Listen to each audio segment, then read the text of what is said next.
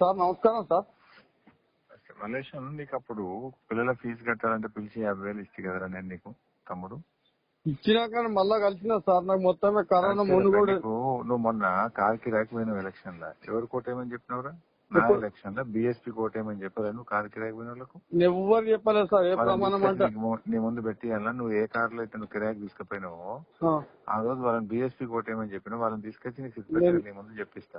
నేను ఎవ్వరికి ఓటేపలేదు సార్. నేను మీకే పెట్టినా సార్. చెప్పిండ్రా భయ్, నువ్వు మొన్న నా ఎన్నికల్లో నువ్వు కార్ కిరాయికి పోయి కార్ లో కూర్చున్న వాళ్ళకు బీఎస్పీ కోటేమని చెప్పిన వాళ్ళని కలిపిమంటే కల్పిస్తా. సిద్దిపేటలో ఉంటాడు. కలిపి సార్ నేను ఎవరు అనలేదు. వాళ్ళే సిద్దిపేటకి నువ్వు సిద్దిపేట నేను ఉన్నప్పుడు కలు పిలిపిస్తావు. ఓకే సార్ మంచిగా ఉండు, ఇప్పటికైనా మంచిగా ఉండు. నీకు దళిత బంధు పెడదాం అనుకున్నావు, అది కింద మీద అయింది. ఇప్పుడు గవర్నమెంట్ పోయింది. మంచిగా ఉంటే ఏదైనా అవకాశం వచ్చినప్పుడు ఏదైనా స్కీమ్ లో పెడతాం కానీ డైరెక్ట్ గా పైసలు ఇచ్చే అవకాశాలు తక్కువ ఉంటాయి.